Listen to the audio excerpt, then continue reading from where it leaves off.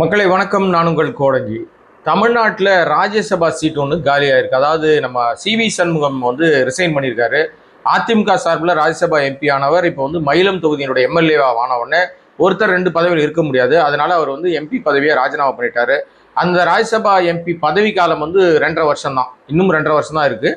மீண்டும் ராஜ்யசபா எம்பி தேர்தல் எப்போ நடக்கும் அப்படின்னா 2028 தான் தேர்தல் நடக்கும். இது வந்து நடைமுறை. ஒவ்வொரு 2 வருஷத்துக்கு ஒரு முறை தேர்தல் நடக்கும். ஒரு 6 சீட்டுகள் வந்து காலியாகும். அது ஃபில்அப் ஆகும்னு வச்சுங்களேன். அப்போ இருக்கிற எம்எல்ஏக்களுடைய சக்திப்படி ஒரு ராஜ்யசபா எம்பி ஆகணும்னா 34 எம்எல்ஏக்கள் வேணும். அந்த அடிப்படையில் தான் எம்எல்ஏக்கள் வந்து வாக்களிப்பாங்க, வெற்றி பெறுவாங்கன்னு வச்சுங்களேன். இப்போ இந்த ராஜ்யசபா சீட்டு யாருக்கு ஒதுக்கப்படும்னா, இன்னைக்கு இருக்கிற எம்எல்ஏக்களுடைய அடிப்படையில் தாவேக்கா ஈஸியாக அந்த ஒரு சீட்டை எடுத்துடலாம். உங்க எல்லாருக்கும் தெரிஞ்சிருக்கும். இந்த நேரம் அந்த சீட்டு வந்து காங்கிரஸ் கட்சிக்கு ஒதுக்கி விட்டார் விஜய். ஆக்சுவலாக தாவேக்கா முதல்ல ராஜ்யசபாவில் எம்பியாக தன்னுடைய கணக்கை தொடங்க வேண்டிய ஒரு விஷயம், யாருக்கும் கிடைக்காத ஒரு வாய்ப்பு முதல் முறையாக கிடைச்சிருக்கு. ஆட்சி முதல் முறையாக வந்திருக்கு. அப்படி இருந்தும் காங்கிரஸ்க்கு அதை வாரி வழங்குவதற்கு என்ன காரணம்? அப்படி என்ன பெரிய தாராள மனசுக்காரரா விஜய், அவ்வளோ நல்லவரா விஜய் அப்படின்னு ஒரு பார்வை இருக்குல்ல. இது பின்னணியில மிகப்பெரிய அரசியல் ஒளிஞ்சிருக்கு. அவ்வளோ தூரம் அரசியல் தெரிஞ்சவரா விஜய்னா அந்த ஆணிலாம் கிடையாதுங்க.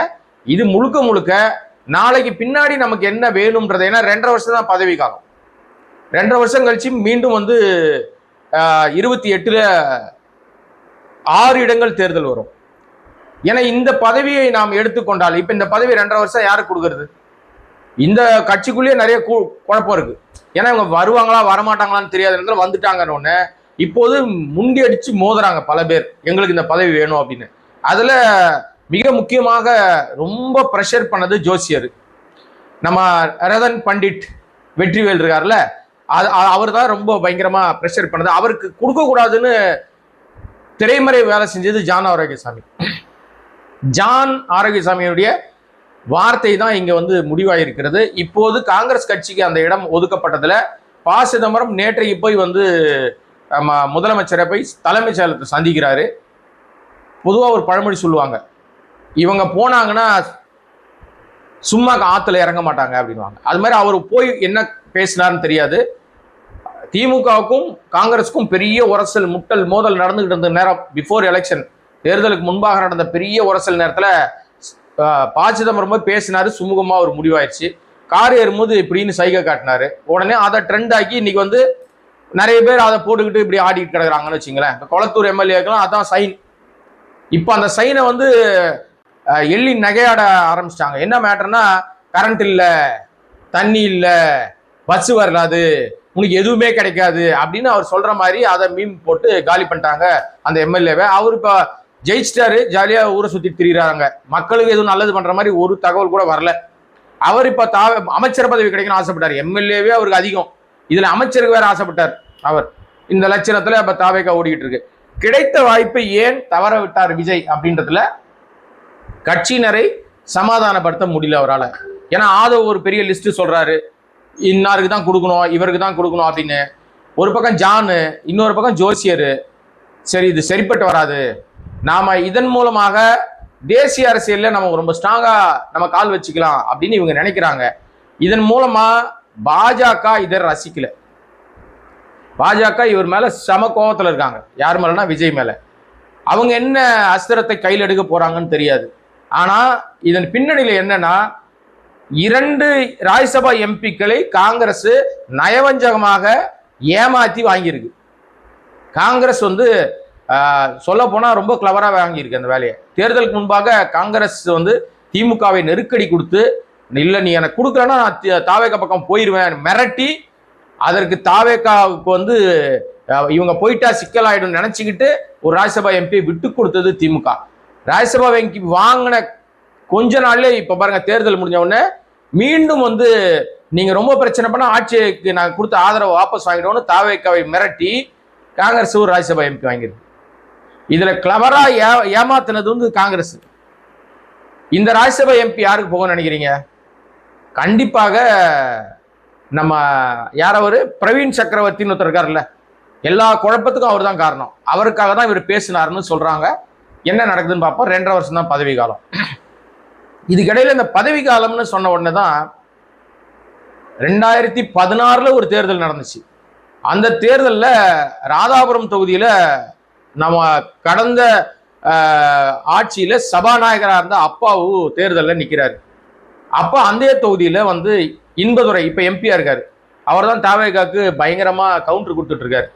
இப்போ கூட அந்த பாதுகாவலருக்கு எப்படா வந்து நீ வந்து என்ன அடிப்படையில் அவரை நீ வந்து உன்னுடைய பாதுகாப்பு வளையத்துக்குள்ளே சேர்ப்ப, நீ வந்து ரகசிய காப்பு பிரமாணத்தையே மீறுற நீ அப்படிலாம் வந்து போட்டு சொல்லியிருக்காரு இல்லையா. அந்த இன்பதுரை அப்போ அங்கே நிற்கிறாரு.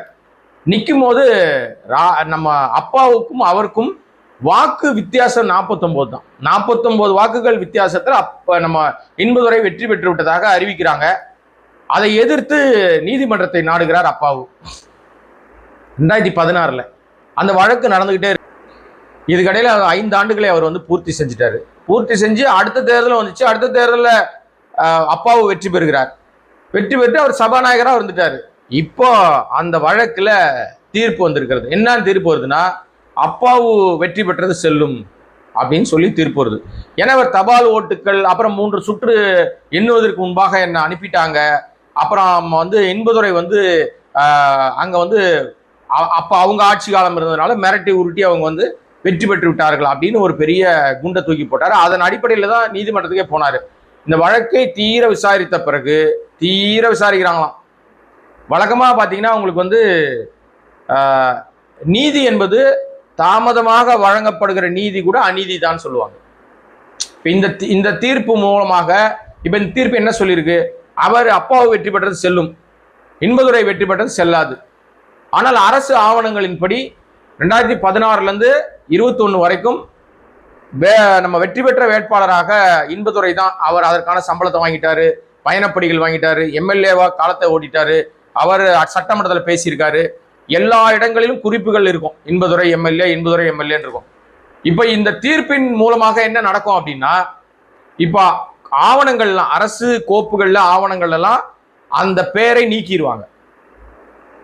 அங்க வந்து வெற்றி பெற்ற வேட்பாளராக அப்பாவு அப்படின்னு பேர் சேர்ப்பாங்க. இதனால் என்ன நன்மைனா, இவ்வளவு காலம் அவர் போட்டு தேர்தலில் அதாவது நம்ம நீதிமன்றத்தை நடையா நடந்து வெற்றி பெற்றிருக்காரு இல்லையா, அது அவருக்கு ஒரு பெரிய ஆறுதலை கொடுத்துருக்கும். அப்பாவும் அதான் சொல்லியிருக்காரு. ஆனால் இதை எதிர்த்து நான் உச்சநீதிமன்றத்துக்கு போவேன்னு என்பதை இப்ப சொல்லிட்டார். நான் உச்சநீதிமன்றத்தில் போய் இதுக்கு மேல்முறையீடு பண்ணுவேன், இதை நான் விடமாட்டேன் அப்படின்றாரு. இனிமேல் வெற்றி பெற்றால் என்ன தோல்வி அடைந்தால் என்னன்ற ஸ்டேஜுக்கு 2 பேரும் வந்துட்டாங்க. இவர் எம்பியா இருக்காரு, அவர் இந்த முறையும் தோத்து போயிட்டாரு, அப்பாவு வெற்றி பெறல. இப்ப இந்த வெற்றி என்பது ஒரு ரிலாக்ஸேஷன், சின்ன ஒரு விஷயம். ஆனால் இதை இவ்வளவு காலம் இழுத்து இந்த தீர்ப்பு வந்திருக்குல்ல, இப்ப தீர்ப்பை நம்ம விமர்சிக்க முடியாது.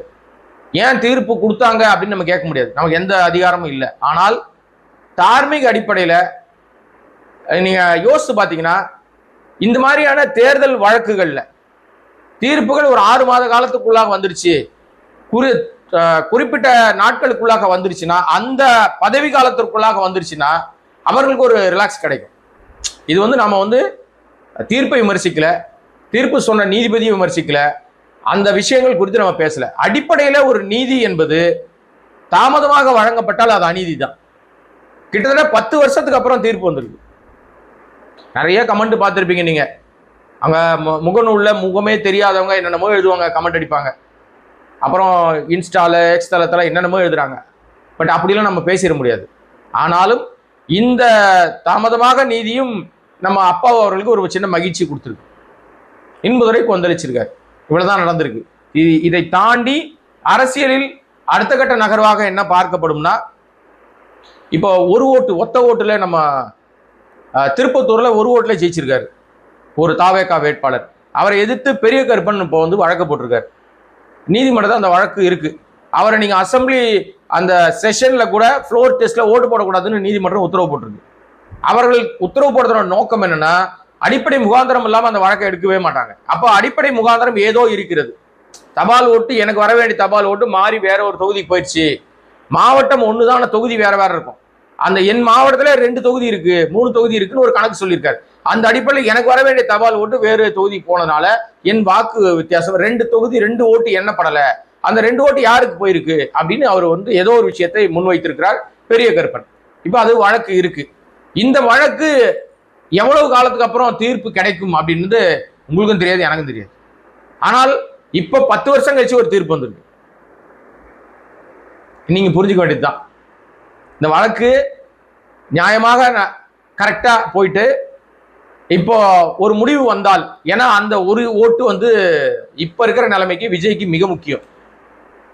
முதலமைச்சர் விஜய்க்கு இந்த ஒத்த ஓட்டுன்றது, ஒத்த ரோசாவா இருந்தாலும் பரவாயில்லன்னு அவர் ஏன் வந்து அமமுக எம்எல்ஏவை தூக்குறாருன்னா இதுதான் ரீசன். அவருக்கு ஒரு ஓட்டு ரொம்ப முக்கியம்.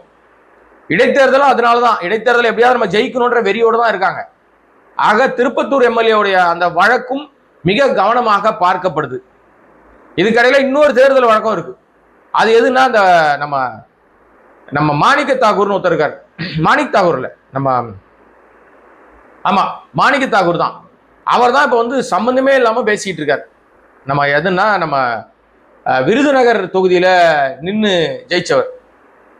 அவர் வந்து வெற்றி பெற்றது செல்லாதுன்னு நம்ம கேப்டனுடைய மகன் அவர் வந்து வழக்கு போட்டிருக்காரு, விஜய் பிரபாகரன். அவர் கிட்டத்தட்ட ஒரு 4000 ஓட்டு வித்தியாசத்துல தோற்று போயிருக்காரு எம்பியில.